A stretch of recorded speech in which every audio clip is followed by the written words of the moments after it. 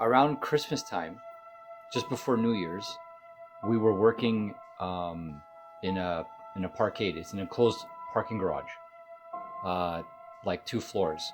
It's the parking garage of a building that has a lot of businesses, but it's shut down for the holiday season. Like there's nobody going in there. There's no work going on. We're working on the concrete. The entrance into the parking garage is sealed through barricades, so no one's coming in and out of this garage. And even if someone did try to come down, they'd have to come through us where we're working, and we have it all blocked off, so we would know if anyone's coming in.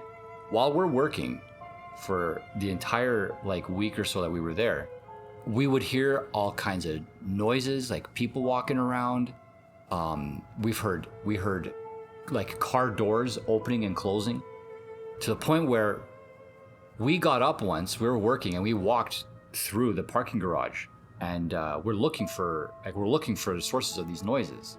We would even see out of the corner of our eyes, we were like, yo, did you see, was there someone standing there? Like one time we're just grinding away, and I swear to God, I looked in the corner of my eye, I thought someone was standing there, and I go, look, there's nobody there. And one time actually, we did see footprints in the concrete.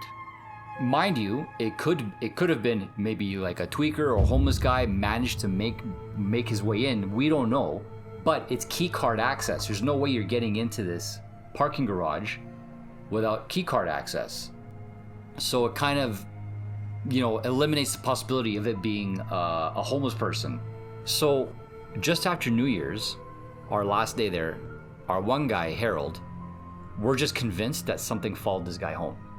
Because after that, things started happening to Harold and him and his family, and he was always feeling sick. Harold's always showing up to work every day.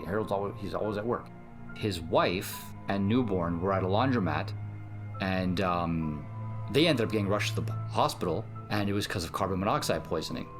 One of the dryers, I guess, is my understanding, one of the dryers had a gas leak, and they're okay. They turned out to be all right. So fast forward to the 12th of January, I get this text message from my foreman, and he says, so look at we just found on the back of Harold's car. And he sends me these pictures. What you're looking at this is Harold's car, back window of Harold's car, and this is just the dust that accumulated. Because now you gotta imagine, it's winter, it's sand, it's dust, and everything on your car, and this is the shape that has taken place on his back window. So we already know that up until this point, we're already concerned for Harold. We were already making jokes. We were already joking, like, Harold, something followed you home, man. Something followed you home from the parking garage. We were joking about it, but not really joking, but being serious at the same time. We were just kind of busting his balls about it. And then, so look at what we found on the back of Harold's car. And these are the pictures, and it totally looks like a devil's face or a sinister looking face in the glass. And I realize that, you got Rorschach tests and stuff like that be like, you can see whatever you want, But I look at that, and there's no way that you can tell me that I'm just seeing, my imagination is not just creating that. The pictures are from the 12th. On Friday the 13th, I get the message from my foreman. So-and-so brought the sage, lunchtime cleansing. And I replied, I'll be there. One of our guys, he's really into smudging. He wakes up at 5 a.m. in the morning. He meditates. He picks his own sage, and he gets it blessed from a native elder. Now, this individual was in a drug rehab for about a few years. He has not touched a drug in years. This is where he learned smudging.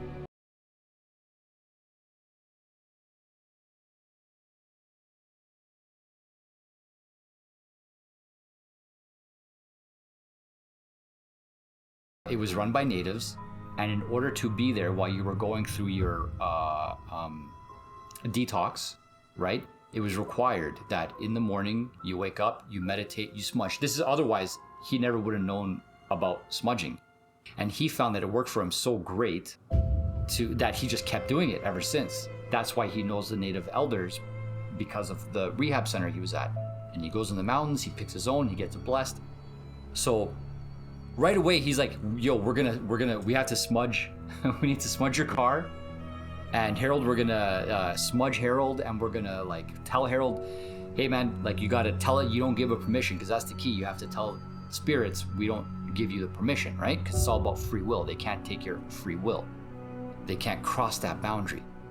I want you to picture this. So we're in a parking garage. It's a bunch of construction guys, all in our full gear, and we got his we got the doors open of his car. And Harold's there, and we're all super serious. Like, no one's taking this as a joke. We're all like, yo, we gotta take care of this. And Harold's kind of nervous, and he's never done this before, and he's actually kind of curious, but he's also a spiritual person, so he believes. And he's just never experienced it. And so our one colleague, he's there. He's, he lit the sage. And so this individual had informed me, and I didn't know, you're not supposed to light sage with, like, gasoline or a lighter. It has to be something that's from nature. So he's like, you can light a piece of paper and light the sage, which in fact is what we did. We found a piece of paper, we lit the paper on fire, and we used the paper to light the sage. You can't just stick the lighter to the sage. I didn't know that, but that's what he learned from the natives. So we're smudging the car, and we're smudging Harold, and we had Harold. It's funny because we told Harold, now Harold, I want you to get in there, you need to tell the spirits, we don't give you permission. I don't give you permission. And so Harold, he's got like this accent, right? He's like, I don't give you permission. And then he said it again with feeling, like he said it in his own language. And he's like, I don't give you permission, in his own language, and it was great. And he speaks Tagalog, it was awesome. And then he grabbed the cloth and he wiped the back window off. He's like, I don't give you permission. And we saged Harold, we went all around his aura, under the feet and around the body and around the back. And he feels good about it. And we'll see how it goes from there.